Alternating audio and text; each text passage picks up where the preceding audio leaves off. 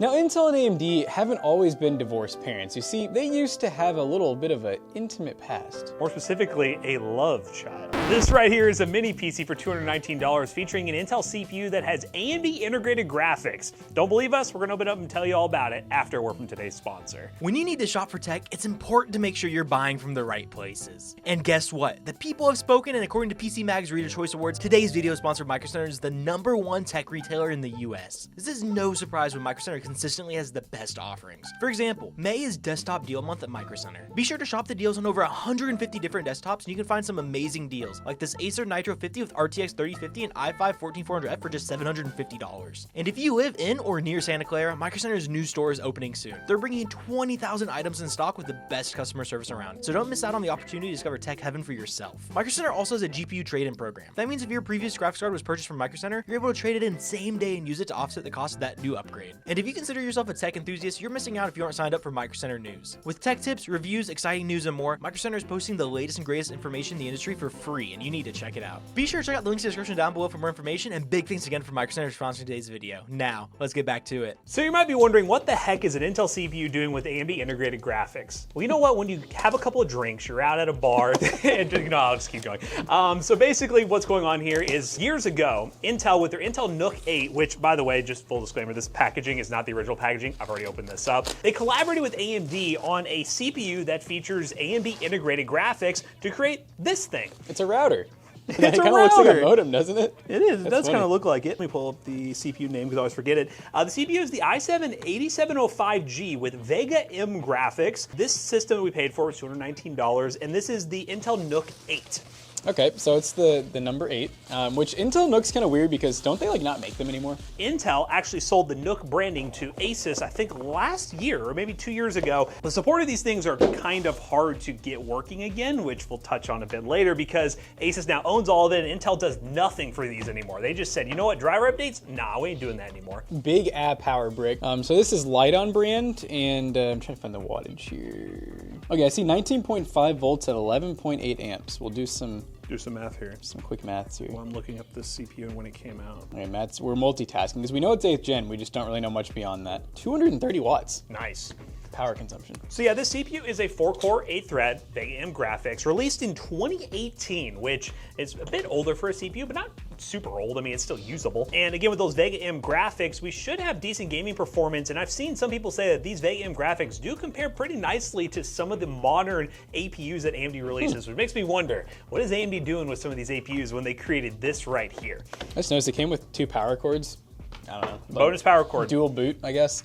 Ready for the call outs on this one? Yeah, the calls are going to be insane. I'll go over this in a second. It looks like we got our unit in pretty good shape. The only thing I did notice is this. I don't know if it was like from the factory. This is just really flimsy, but I feel like I could just break it off pretty easily. I will say the eBay seller we bought these from did a very good job at rating these on like an ABC scale, and I think the one we got was either B or C, and they did do a good job showing most of the images of where the blemishes are. This is a good job eBay seller right there. Look, So yeah, look, I mean, look at that. Like that little scratch right there, they showed it. That's that it. Scratch right there. Right there. Wait, where is this scratch? I don't even see this. Oh, there it is. That one It's right right there. They showed it. This bullet hole. Where's the bullet hole? Is that the bullet hole? Is that the bullet hole? No, it's on like the side, isn't it? Something like that.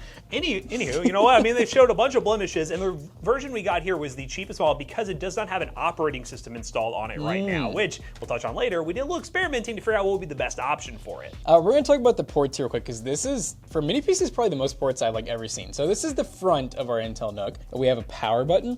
We have a reset button. We got some LED indicators. We have a full-size SD card reader for you content creators out there. A USB 3.0, another USB 3 of some sort, HDMI, 10 gigabyte USB-C. Then we have a combo headphone jack. Nothing on the sides, pretty basic. And then the back, it's like as much as like an HP, like freaking the Pavilion we just looked at has. God. So on the back we got our optical, which is interesting, an optical audio out or just normal audio.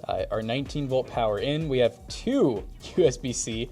We have 2 mini display port, 2 Ethernet, like what the heck? 4 USB 3 and then an HDMI out. That's a lot of ports. And I hope I see a picture of Zach on screen just crying because of all the callouts that are going to have to be done. But the funny thing is that HDMI out in the front was because of the trend of VR when this came out. People were getting into VR, and this was kind of like a little VR box, which I wonder how well it ran VR games back in the day. Integrated graphics, who knows? I mean, 2018 games were a lot easier to run. Like, you would have had no clue like that was there.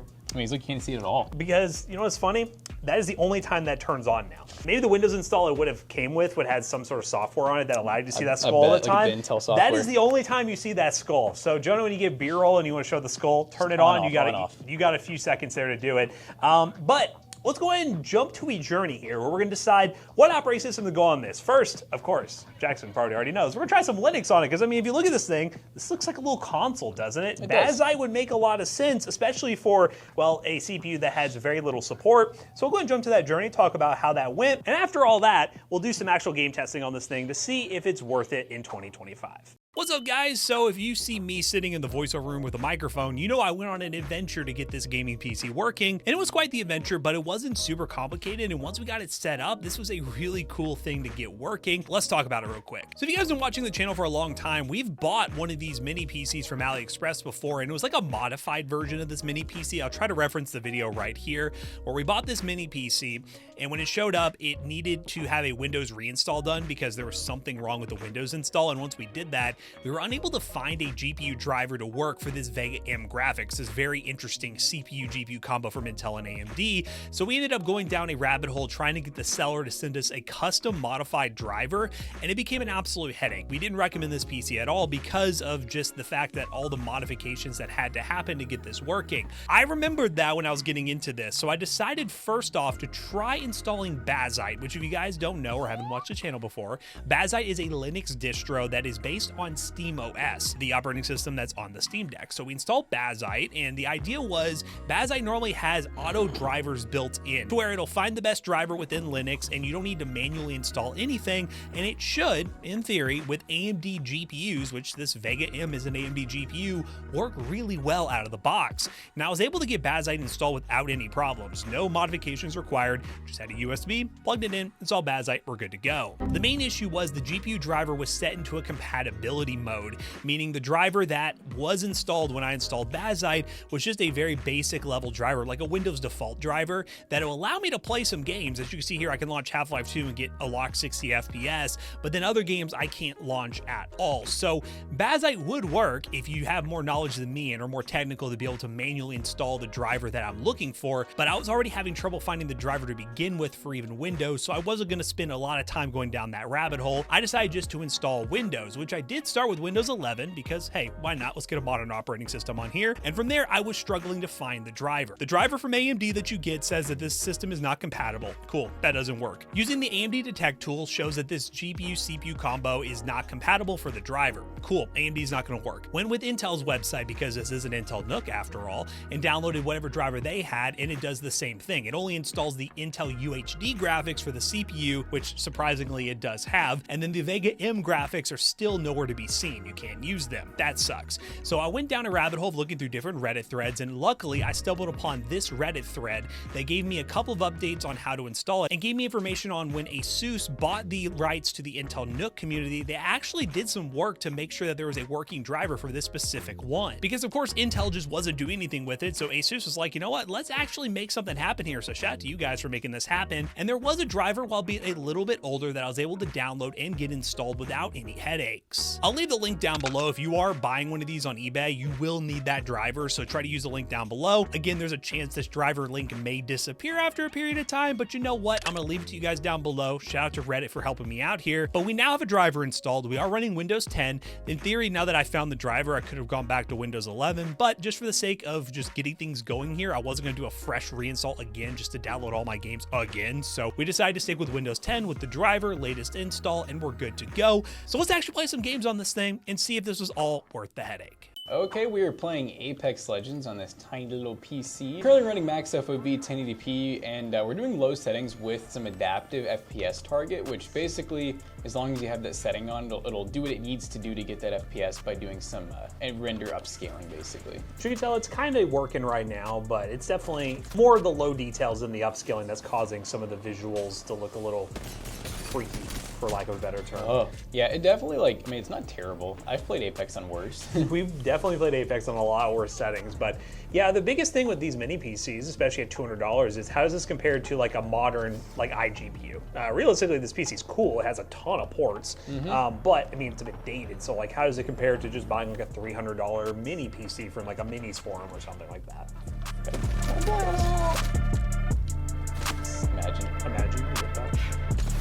Ooh.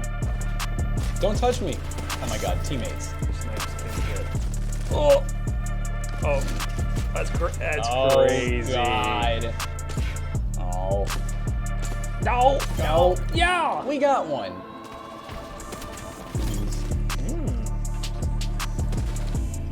Oh. Oh my goodness.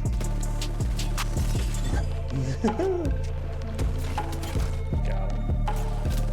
Oh, now we're cooking. Ooh.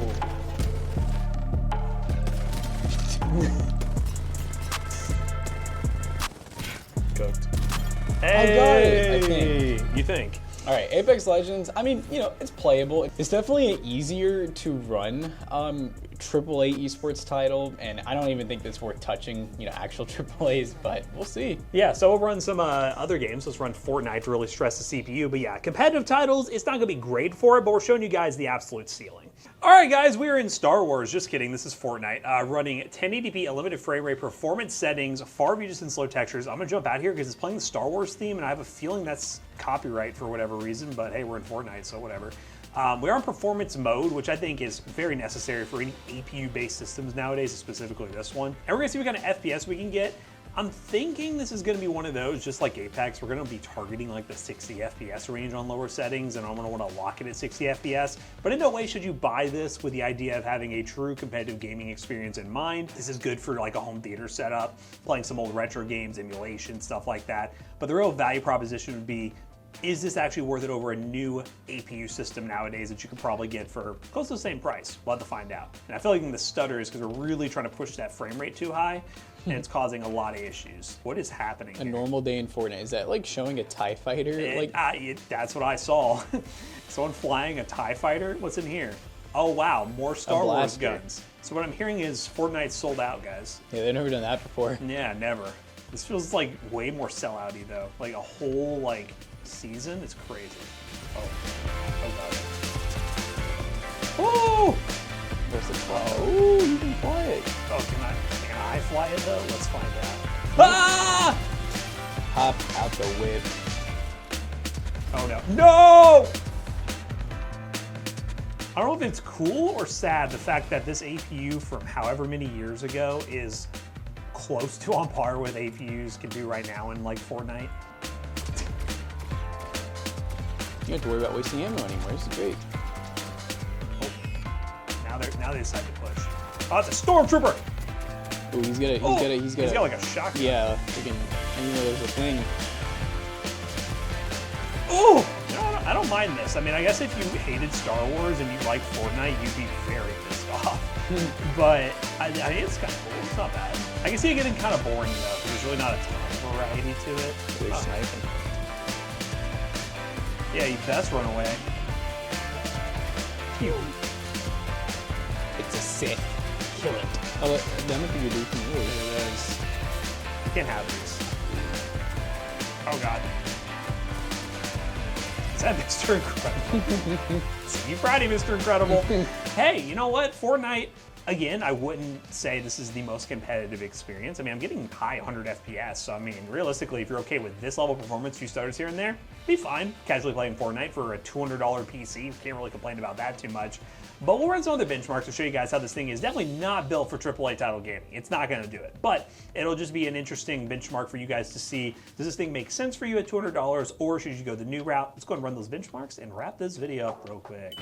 All right, guys, we just got done benchmarking this little tiny gaming PC here, and I gotta say, it did pretty good. I mean, this APU back in the day was pretty freaking awesome. It's crazy to see that it still kind of keeps up with the modern APUs, which honestly is kind of speaking on the modern APUs, but hey, the fact that it is a little older, but we got it for a pretty good deal, may make it a better choice than buying one of those cheap APU pre-builts off of eBay or Amazon. Let's talk about the other benchmarks we ran that do show you guys the limits of this PC, because once again, it is not meant for AAA gaming. We ran Cyberpunk at 1080p low settings with FSR, only got an average of 36 FPS with a max of 44, minimum of 27. Black Myth Wukong, we're just gonna get even more demanding, shall we? 1080p low settings with FSR got an average of 33 FPS, a max of 39, minimum of 27. CS2 to really stress the CPU on 1080p low settings got an average of 156 FPS with a 1% low of 88. A bunch of stutter here running running the high FPS just like we saw when we were playing Fortnite. And for 3D Mark Time Spy, we got a score of 2,278, which is a 10 cent per point, which honestly isn't too bad for an APU pre-built. So overall, guys, I think this is a pretty cool mini PC compared to like the minis forums and some of the other new PCs out there. This one definitely seems like it still has a lot of life to give. The biggest thing is driver support in the long run. I was able to find one from Asus, but who knows how long they're going to release any more drivers for this thing. We're already starting to get some warnings of the driver being a little bit too old, so longevity is a bit of a question here. But if you guys want to do some shopping yourself and buy them from the wide range of eBay sellers that seem to have a ton of these things at different price points, use the link in the description down below. It's an affiliate link and it will help us out. Also check this mini PC down below, and are you picking one up? But as always, we hope you guys enjoyed today's video. If you did, make sure you check out our other two YouTube channels and also our twitch.tv/ToastyBros, and don't forget to like, comment, and subscribe. And we'll see you in the next one. Bye-bye. So this PC right here will be for sale at PCBros.tech for a super good price. PCBros.tag, we feature all the stuff we feature here on the YouTube channel and sell to you guys over at PC Bros. I say feature here, all the stuff we feature here on the YouTube channel. It's featured. It's featured, but we sell stuff we show on the YouTube channel. That's basically what I was trying to tell you guys. Over at PCBros.tag, you just go ToastyBros on checkout, you'll save 3% your next purchase. See you guys later. Goodbye.